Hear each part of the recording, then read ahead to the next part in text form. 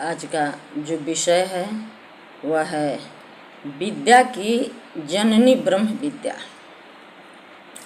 धन काया मन वचन से संत परम गुरु से आरत दीन अधीन हो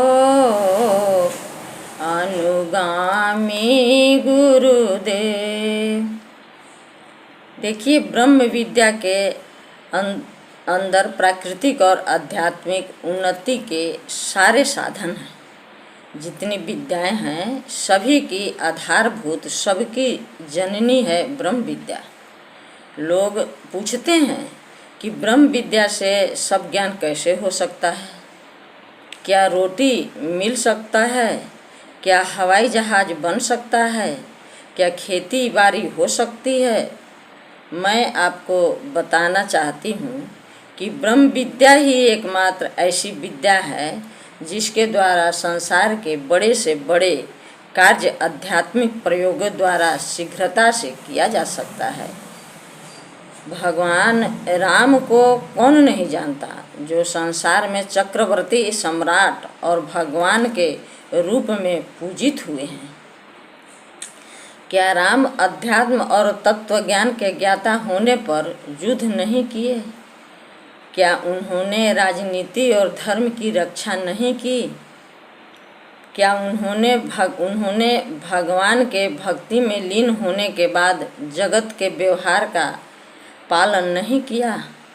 अध्यात्म का मतलब आलसी होना नहीं है। श्री कृष्ण जो साक्षात भगवान कहे जाते हैं, क्या वे धर्म, नीति और युद्ध की कलाओं से अनभिज्ञ थे? क्या वे अर्जुन को विश्वरूपी ईश्वर का दर्शन करा संसार से जंगल भेज दिए? कदापि नहीं। वे अर्जुन को आत्मज्ञान देकर कर्म में युद्ध करने के लिए प्रेरित किए थे। तो क्या कृष्ण जोगी राज नहीं थे? परम तेजस्वी जोगी राज भीष्म पितामह ने महाभारत की लड़ाई में महारथी का कार्य किया। तो क्या भीष्म पितामह जोगी नहीं थे?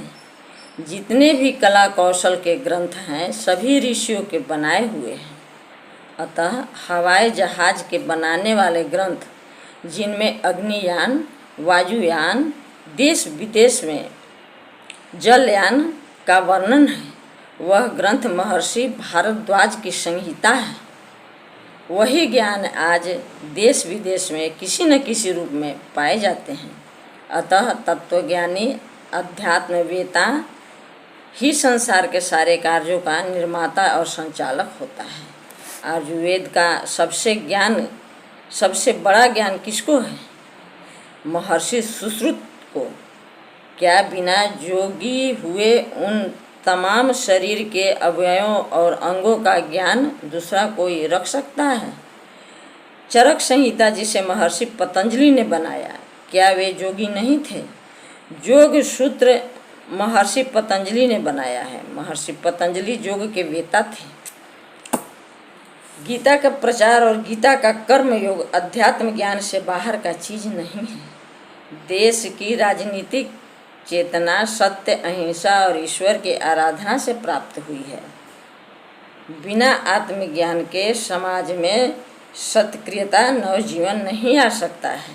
अतः ब्रह्म विद्या से संसार एवं संसार से परे ईश्वर तक का सभी कर्म सही ढंग से होता है।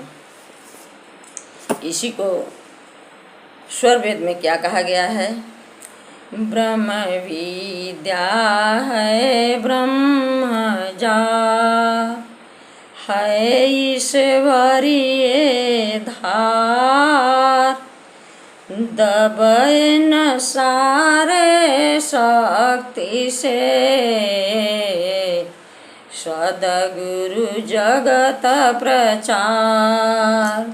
बोलिए सद्गुरुदेव भगवान की जय।